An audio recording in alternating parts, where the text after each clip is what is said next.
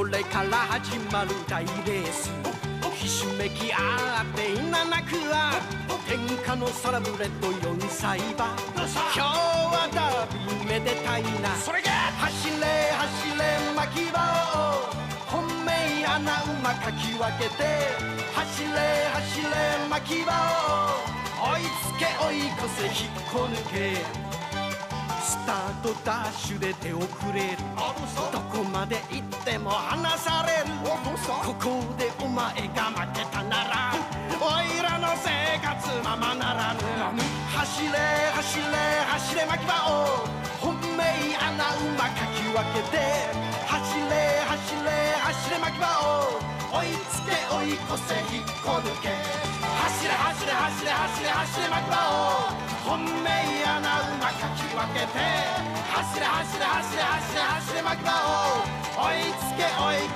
せ引っこ抜け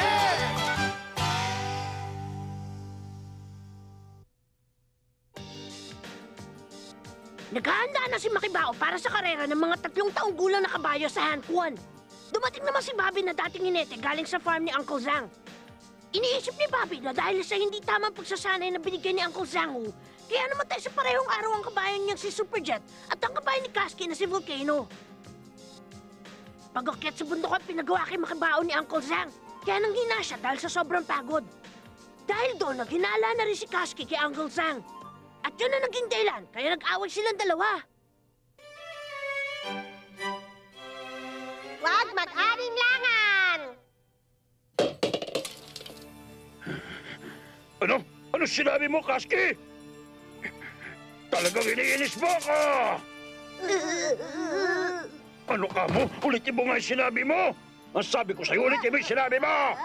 Ang sabi ko, ano bang akala nyo sa mga kabayo? Mga makina? Mga laruan na walang buhay? Ano? Ano sinabi mo?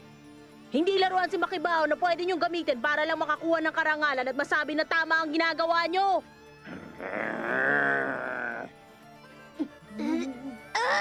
Uncle Zhang! Sobra ka!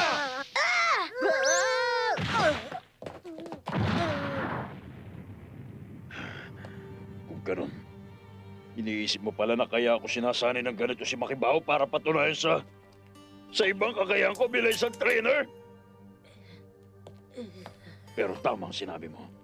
Oo, hindi nga makina ang laruan ng mga kabayo. Pero hindi rin pwedeng gawing alaga ang mga kabayo. Malupit na mundo ang daigdig ng karera. Si Makibao, isa siyang kabayong pangarera. At ako ang dapat na magsanay sa kanya. Kung ganon, suko ka na dahil iniisip mong malupit ang ginagawa kong pagsasanay, gano'n ba? Dapat pala hindi ka na pumasok sa pangangarera. At saan nakikita ko sa iyo ngayon, ha? Tumingin ka sa akin. Mukhang nakagawa ka ng desisyon. Gawin mo na kung anong gusto mo. Ang totoo niyan, hindi ko naman sinasabi na huwag niyong sanayin si Makibao. Naisip ko lang na hindi tamang paakitin pa siya sa bundok. At bakit? Ano ba tama? Sanayin si Makibao gamit ang pagsasanay gaya ng ginagawa sa ibang mga kabayo? Kung gusto mo talaga makasiguro na siyang mananalo sa karera, kinakailangan muna natin siyang gamitan na mas mahigpit na paraan sa pagsasanay. Ang kaso lang, tumututol talaga ako sa pagsasanay na makakamatay sa kabayo. Pasensya na, hindi ko kayo matutulungan. Sandali lang! Kasky! Huwag kang umalis! Ikaw na lang ang taong pwedeng sumakay kay Makibao! Paano na siya ngayon kung aalis ka? Kapag wala ka, hindi na rin siya makakapagsanay! Ang ibig mo bang sabihin, mas gusto mo pang mamatay sa kamay niya si Makibao? Katulad na lang ng ginawa niya sa kabayo ni Bobby na si Superjet at sa kabayo ko na si Volcano? Ano ka mo? Pero Kasky! Hayaan mo na siya. Total, wala naman pala siyang tiwala sa akin eh. Wala nang saysay na magsanay pa kasama ang ganyang klaseng tao. Mr. Zhang Hu! Kasky!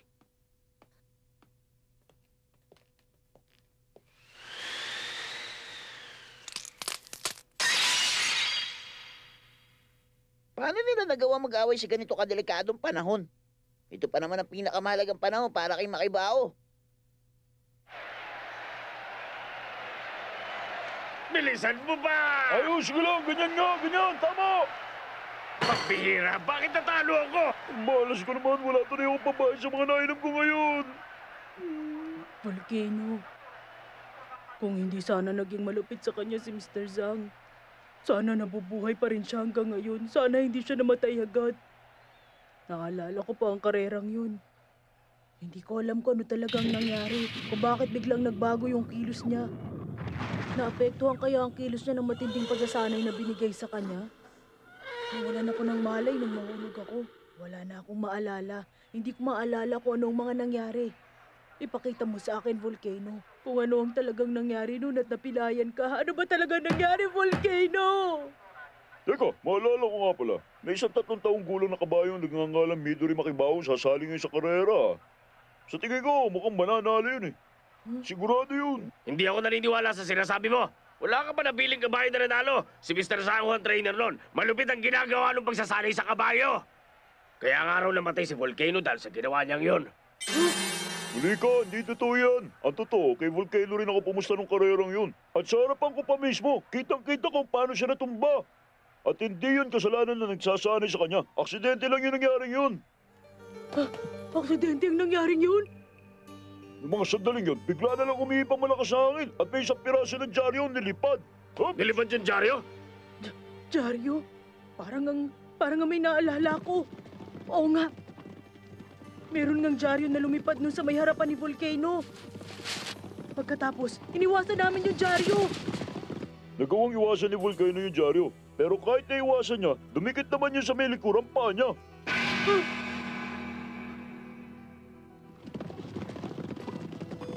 Nang dahil doon, nawala ang konsentrasyon niya sa pagtakbo. Nagulo siya eh. Hindi siya mapakali dahil doon sa dyaryo.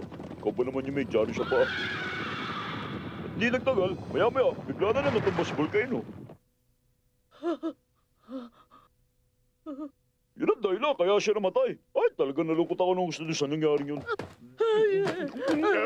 Totoo ba yun? Totoo ba lahat yung mga sinabi niyong yun? Ano ba yung ginagawa mo? Ano bang gusto mo? Lumayo ka sa akin! Hindi kami nakikipaglokohan! Huwag mo kaming guluhin! Kung ganun yung pala ang dahilan. Ang ibig sabihin nun, hindi siya nabalian dahil sa ginawang pagsasanay ni Mr. Zhang. Pero ang buong akala ko talaga yun ang dahilan. Ay, nako. Kinakabahan ako sa tuwing nakakakita ako na nagsasanay na kabayo. Ay, mabuti pa maglakad-lakad muna tayo. Saan tayo pupunta? Pumunta tayo sa may hot spring. Sa tingin ko kasi mukhang pagod na talaga si Makibaho eh. Kaya hahayaan natin siya na makabawi-bawi naman siya ng lakas. Ayos yon. Ah, Ha? Yung lalaking yun. teka. Zango, kayo pala. Babi, matagal tayo hindi nakita. Oh. Mukhang nagsisikap ka talaga ha.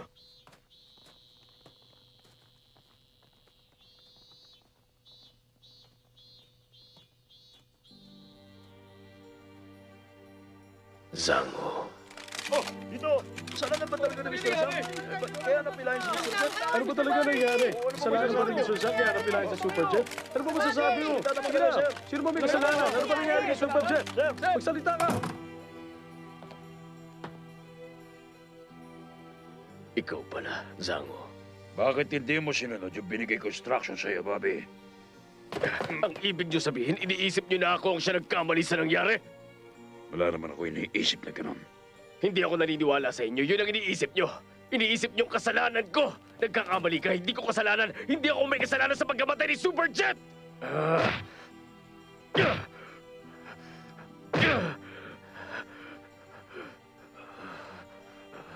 Yun ang totoo. Hindi ko kasalanan. Si Mr. Zhang ang dahilan kaya ka namatay. Huwag mo ko sisihin. Siya may kasalanan.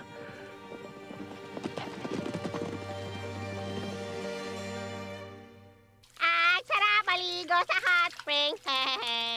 Mr. Sango, halika, dito ka magbabad sa tubig, oh. Siguradong gagaan ang pakiramdam mo. Sandali lang, bakit ba parang matamlay ka? Huwag mo sabihin na nahihiya at tagalin niya tuwalya mo, ha?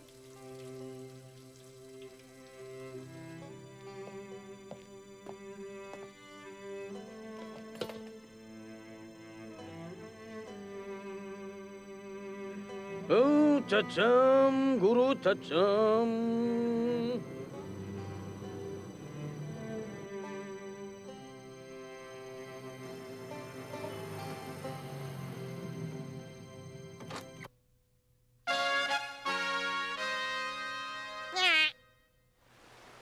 Ang totoo niya, wala talaga nakakaalam kung anong dahilan ng pagkapilay noon ni Superjet.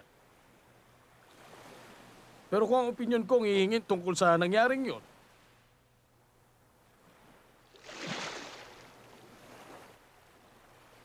masasabi ko na nasa Inete talaga noon ang naging pagkakamali. Ha? Noon pa man, alam na ng kapatid ko na nasa binti ang kahinaan ni Superjet. Kaya ang gusto niya, kontrolin muna ni Bobby ang pagtakbo nila sa unang kalahati ng karera hanggang marating nila ang huling diretsong daan. Pero nung marinig ng Superjet ang ingay at hiyawan ng mga manonood, bigla siyang nalito at tumakbo siya ng tumakbo. Si Bobby, yun ang unang pagkakataong lumaban siya para sa malaking premyo, kaya hindi niya na napigilan si Superjet. At nung napansin niya, nalaman niya na sila na pala ng kabayo niya ang nangunguna at tuloy-tuloy pa rin ang paktakbo nila ng mabilis. Lumabas ang kahinaan ni Superjet sa huling straight line.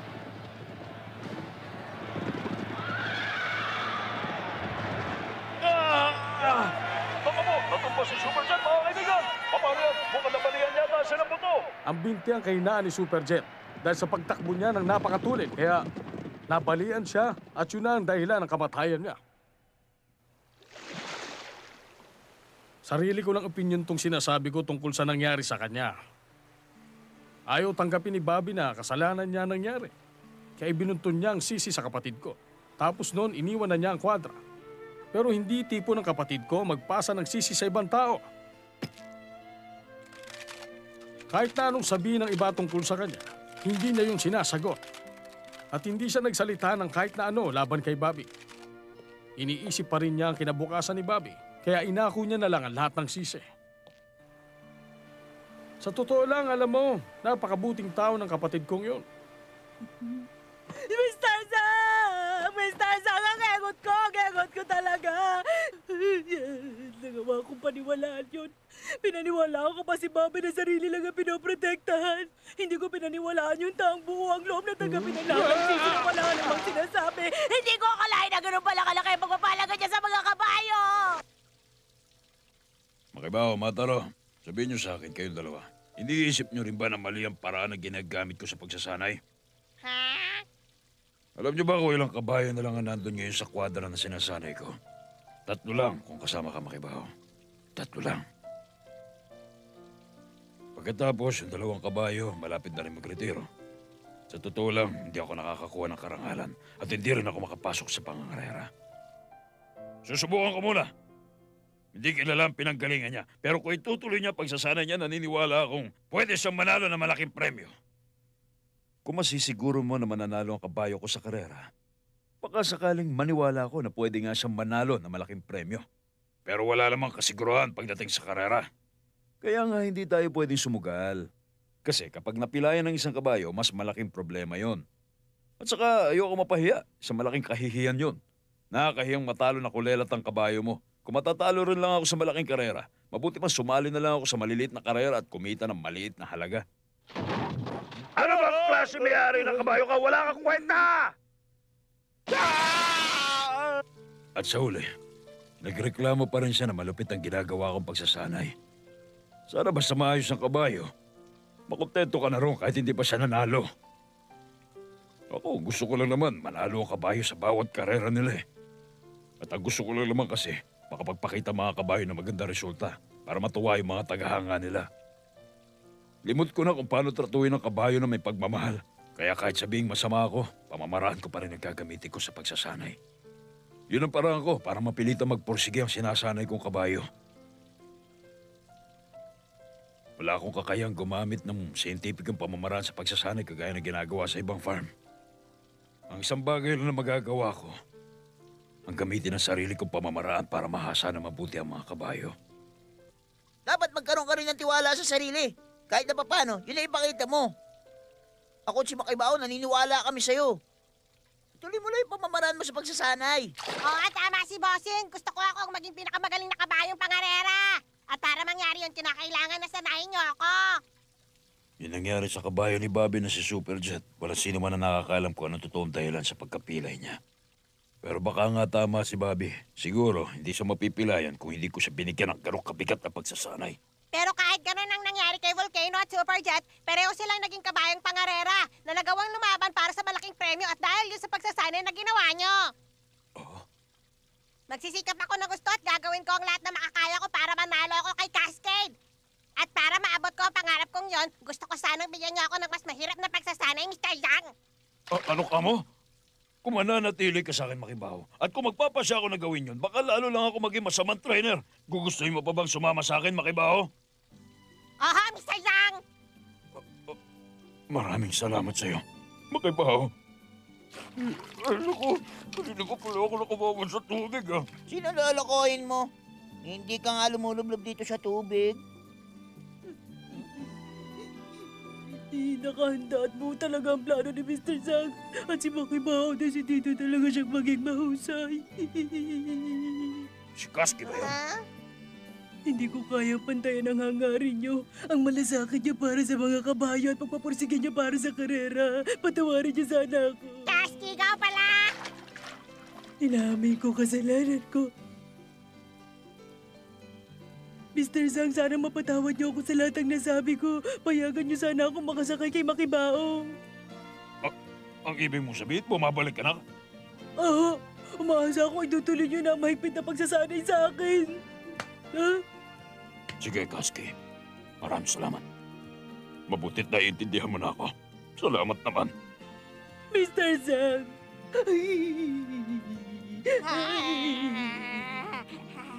Pambihira naman itong mga to. Tumigil na nga kayo. Tumataas tuloy yung tubig eh. Umaalat pa. Huwag na kayo umiyak.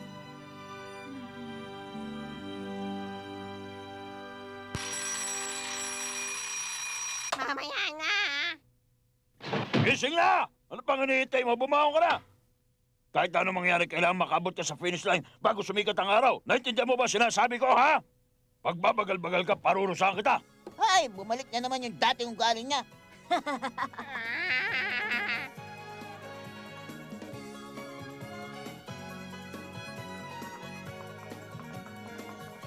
Ayo, sige na, Makibaho. Ayusin mo, ha? Para naman ang dali lang gawin yan. Napakahirap kayong umakit sa burol. Huwag ka na magsalita. Gamitin mo na lang ang lakas mo sa pagtakbo. Sige, pagbutihin mo, Makibaho! Sige na nga, kaya na. Bibilisan ko ang pagtakbo ko. Unti-unti na nagliliwanag ang kalangitan.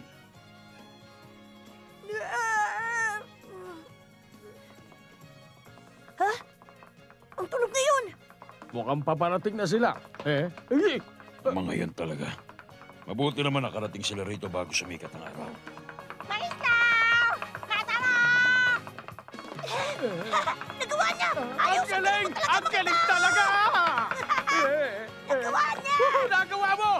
Sa wakas! Alam ko naman kaya mo gawin yun eh. Tama lang ang pagdating niyo. Ha?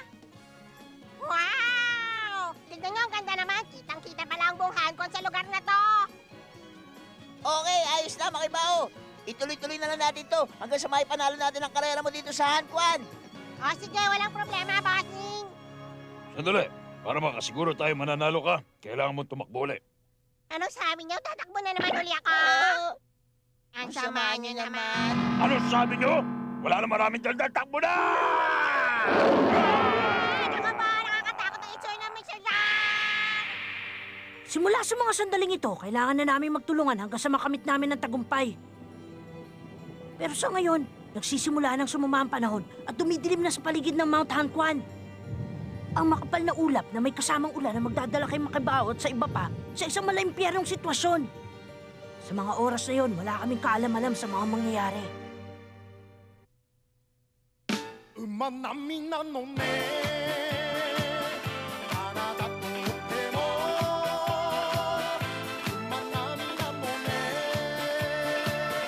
私は鳥太いというのなら見せてやろうか肝っ玉硬い硬いと言われてる親父写りの石頭汚れ